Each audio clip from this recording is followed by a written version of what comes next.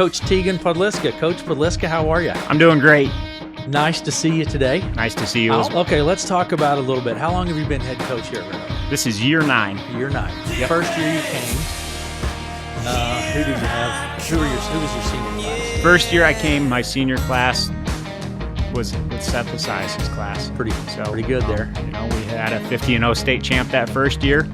We won 9 duels, and the trajectory from there, we didn't know exactly where it was going to go. There was some excitement, I remember, early on, because the year before that they won 3 duels. So I came in here right away. We won 9 duels. We had an undefeated state champ. So, but that was just really the situation I was brought into. I was very fortunate with that. Phenomenal wrestler. A phenomenal wrestler, and really what he needed was kind of exactly what I was, in the sense that he needed somebody to work out with every day and to be able to compete with him every day. And that was kind of the game plan, as far as coaching all the other guys. I felt like I did some good things, and some things I look back at and say, man, that was silly. Why would you ever do that? When you're 22 years old, you're coming in as a first-year head coach, you've never been an assistant at a program, you're probably going to do some silly things, but as long as you don't continue to do those silly things, it's kind of like when we're on the mat with our wrestlers, and they're going to make a boneheaded mistake in one of their matches or in life or whatever, but if you grow and you get better and evolve from that stuff, that's what we look for. So yeah, I was making some silly mistakes early on, but I think we worked past that, and we've had some really good success. You've had great success, and I think, though, the enthusiasm you brought to the program, a lot of enthusiasm, a lot of hard work. You've really built the program when you first stepped in. So, but you're wrestling all the time. I mean, you live and breathe wrestling. Yeah, we started our preseason workouts a month or so ago, and last summer when we wrapped up our season, was post-Fargo. So the last week in July, we closed the room for a month and a half or 2 months, and that's kind of a little bit of a break for me. But I want to keep the kids refreshed, and I want to have the problem where a month and a half later they're coming up to me saying, "Hey, coach, it's time to get in the room, isn't it?" And I just kind of start salivating a little bit too, maybe like I was hoping you'd ask that soon. So yeah. So you have kids that are coming to you, though. Just like you said, they're ready to go. Yep, and that's been exciting. That's part of the evolution of what we've done in the program. And it used to be a lot of me opening up the room, and some days in the summer it was rough, where I had a 90-pound 6th grader show up. He was the only kid at open mat that day, and me, 195 pounds or whatever. You can't offer too much to that kid, so we work on a lot of footwork drills and things like that. And then you got the evolution to where we are now, where you got 14, 15 guys or whatever coming to an open mat, things like that. That's exciting to me. Sure. And you get more of those kids who are excited, and they buy in, and they see the success of those other guys who buy in, and it's pretty contagious. Okay, tell me a little bit about your coaching staff. Who do you have helping you this year? What are you looking at for coaches? Yep, so this year, Nathan Rouse is still my head assistant coach. He's my assistant coach on staff. And then for volunteer assistants, we have Colin Bruce and Seth Lasias. Caleb Worm is getting he's got everything done except for his CPR certification, so we're hoping to get him on staff. And then we got Corey Archer and Kendall Kander at the middle school level. So we're excited about that staff. We're excited about what we've kind of put together, and we're doing great things. For a long time, it was me and Coach Rouse walking around the mats, and we'd walk into a lot of buildings, and coaching staffs would walk in with their 7 or 8 guys, and me and Rouse are sprinting around with our, like chicken with your head cut off, trying to get to every mat of every kid. And so we're excited because last year was the first time we had some volunteer assistants who really took the next step to be a part of the program. How are your numbers looking top to bottom overall in the program? Where are you at? We're right around 20. We're looking to get a couple more. I'm always going to be looking for a couple more, but in the same sense, I'm always going to coach what I have. So if we have, if I got 8 kids who show up, then I'm going to coach those 8 kids up. I'm not going to hold, I could sit there and complain every day about the lack of numbers or whatever, but in the end, that's not going to help. But me coaching those 8 kids up is going to help. So me coaching up those 20 kids or whatever we have is going to help. I'm going to put all my time and energy into those kids. Why waste energy did this a little bit more earlier in my career, walking down the hallway and saying, "Hey, Aaron, you should come out for wrestling." Or Aaron might come up to me and say, "Hey, I'm thinking about wrestling." And I'd get all excited like, "Oh, man, Aaron's coming out for wrestling. He's going to be our 138-pounder." And then he wouldn't come out. And then I'd kind of have that sour taste in my mouth or whatever. And so I feel like we kind of went past that. We're just going to coach our kids up, and we're going to put out the best lineup we can, and those kids are going to be successful. Aaron at 138 pounds was a long time ago, Coach. Please. Well, I had to speculate. Yes. So, but and you have a lot of interest at the youth level coming up. Yeah, future's bright. We're really excited about it. I was talking a little bit earlier. We got our advanced practices, which are going on Mondays and Wednesdays, and they got beginner practices on Tuesdays and Thursdays. And Brett Eubank, who is JVAA, and they run our youth program, and he comes up to me after practice. He says, "We got a problem." I said, "What's the problem?" He says, "We got 40-some kids at beginner practice, and only 20-some of them were signed up, so we weren't quite prepared for that." I said, "Well, we'll find a solution. That's a good problem." We love to come out here and talk about wrestling. I love talking about wrestling as much as I can and spreading that word. I like to walk around in my Red Oak Tiger Wrestling stuff and spread that recognition. These last few years at state, it's been a whole lot of fun. We're walking around with 5 or 6 guys or whatever on the mat, and we're kind of one of those programs now. We always talked about it. You walk into the gym and you always had those programs where kids kind of looked away and you're like, "Oh man, they're here." Well, now it's kind of a goal for some teams to beat a team like Red Oak instead of just this is a given. You've built a lot of respect for the program, and just through hard work, Coach. I mean, it boils down to hard work in the end, doesn't it? Absolutely. You look at that at the guys who have accomplished great things in programs, and it's synonymous with a bunch of guys who work hard. The guys who work the hardest, the guys who put in the most time, for the most part, see the most success. Now, is there an athletic element to it? Does everybody have kind of a different level that they can get to based on the cards they're dealt in life? Maybe, but and that's how it kind of relates to life too. Yeah, you always want to work hard, and that's going to allow you to achieve the most success you can achieve. It might not be higher than that other guy, but that guy might have started. If he starts at a 60%, he builds up to 100. Well, you started at 40%, you build up to 80. Right. So, it's a different level. It doesn't always mean just because you didn't see the success or the same level of success, you worked any less hard than that guy did. Hard work, a lot of effort, and putting your time in.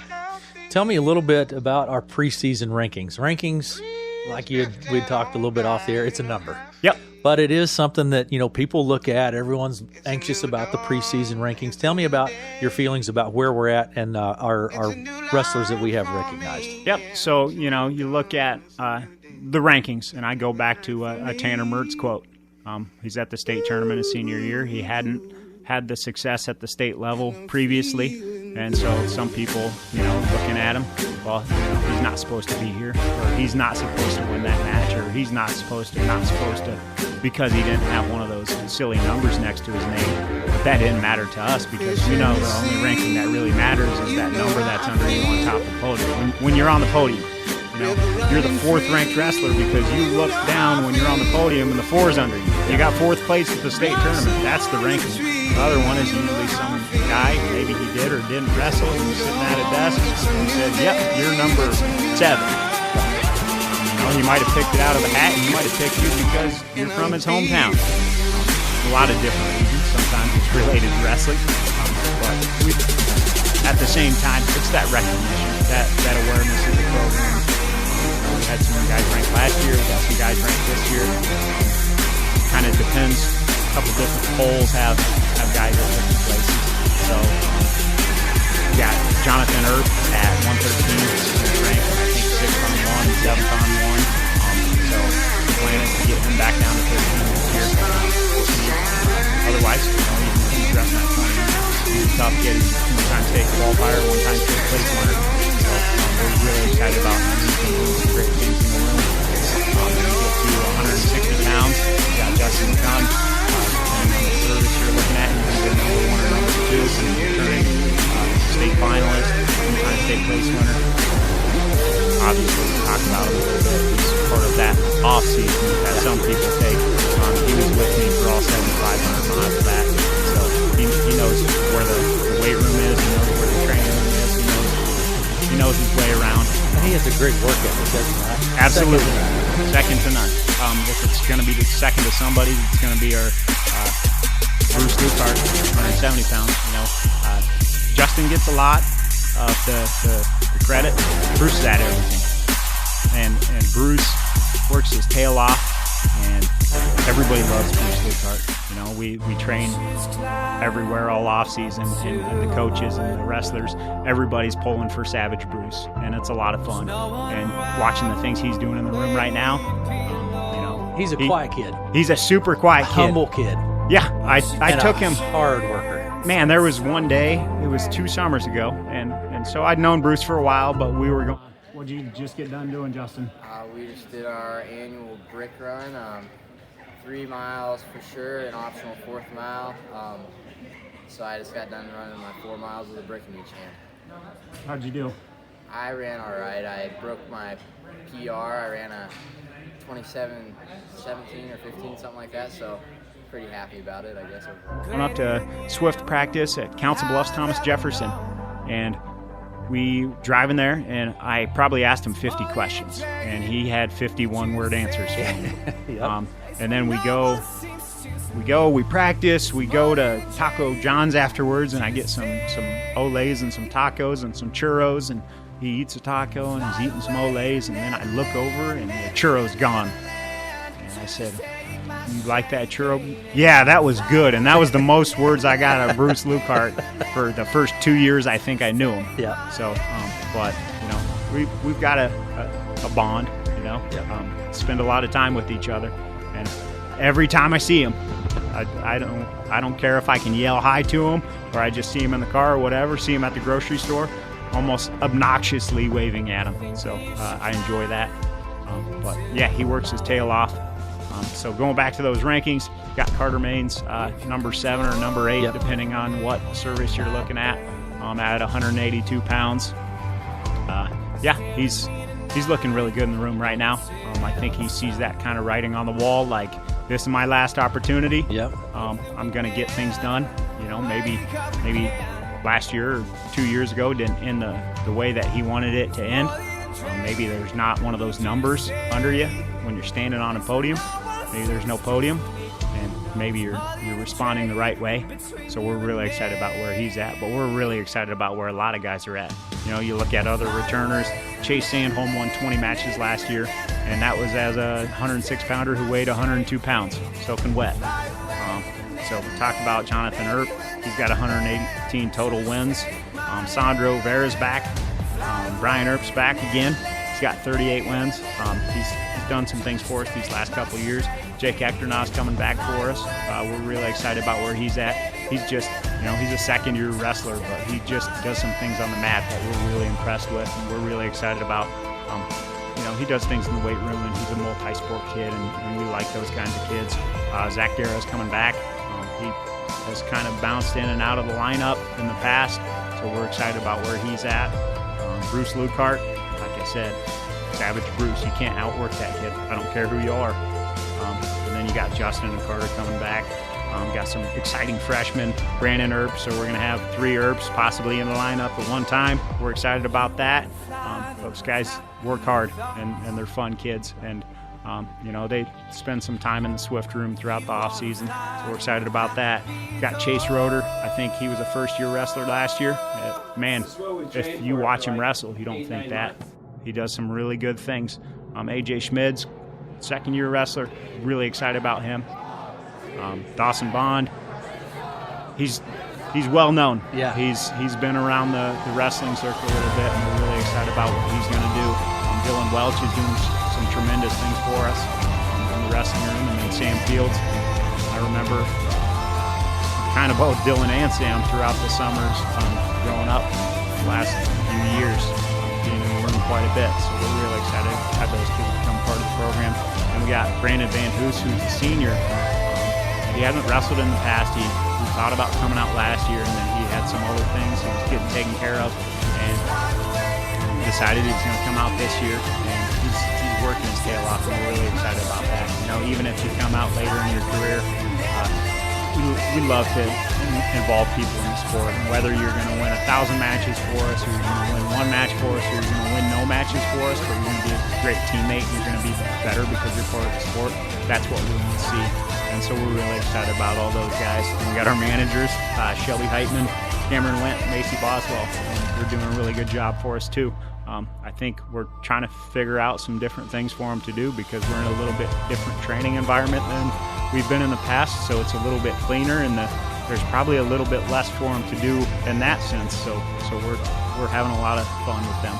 So you mentioned coming out late. Colton Kennison's an example of a kid that came out late. Yeah. And he's in college wrestling. Yeah, he's in college wrestling, and not only is he in college wrestling, he's experiencing some good successes. Yeah. You know, he won his first varsity match. Well, first of all, he got to wrestle varsity in his first duel as a freshman in college. When his freshman year in high school, he won 10 matches, and I bet half of them were forfeits.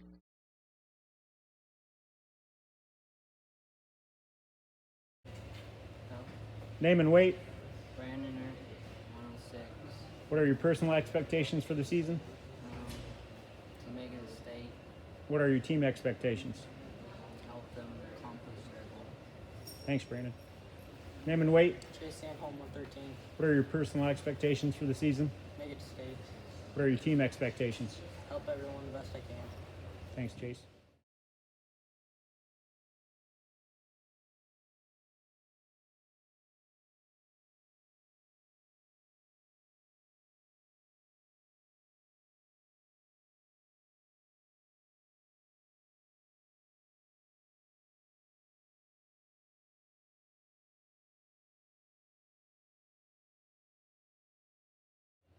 Name and weight. Jonathan Earp, 120. What are your personal expectations for the season? To make it in the top 5 at state.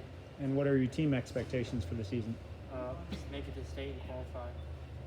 Thanks, John. Name and weight. Chase Roeder, 120. What are your personal expectations for the season? To have a winning record. What are your team expectations? To help everyone win any way I can. Thanks, Chase. My name's Dawson Bond. I'll be wrestling 126 this season. What are your personal expectations for the season? My personal expectations is to win state and score 10 points on my opponent every match.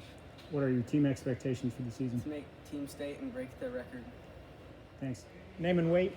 AJ Schmidt, 126. What are your personal expectations for the season? Just to have a winning record, And what are your team expectations? to help my teammates as much as I can. Thanks, AJ. Name and weight. Dylan Welch, 138. What are your personal expectations for the season? Win most of my matches. What are your team expectations? Help them to accomplish their goals. Thanks, Dylan. Name and weight. Brian Earp, 152. What are your personal expectations for the season? Go to state. What are your team expectations for the season? Help the team and go to state as a team. Name and weight. Jake Ektonaw, 152. What are your personal expectations? Just to win more matches and get better than I was last year. Team expectations? Just to push everybody and get as good as we can as a team. Name and weight. Justin McCunn, 160. What are your personal expectations for the season? Same as last year, you know. If I just wrestle my best every day and give all the effort I can, I know I'll end up on top of the podium in February when it counts. So, Team expectations? same as last year. You know, want to be a dual team state qualifier and get as many individuals to the state as we can. Name and weight. Zach Guerra, 170. What are your personal expectations for the season? Personal expectations are to have a winning season, and then team expectations, just doing what I need for the team. Thanks, Zach. Name and weight. My name's Bruce Wickhart. My weight's 170. What are your personal expectations for the season? My expectations are to make it a state and continue wrestling for the next best thing. And what are your team expectations for the season? For us all to improve greatly and just win some duels.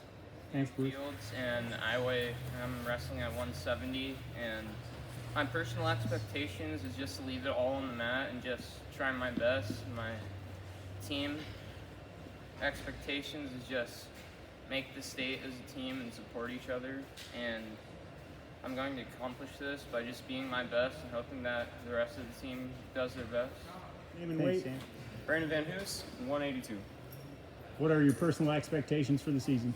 To complete warm-ups. And what are your team expectations for the season? I want this team to make it to the team state. Thanks. Name and weight. Carter Maines, 195. What are your personal expectations for the season? Make it on the podium at the end of the year. What are your team expectations? Go to the state tournament as a team. Thanks, Carter.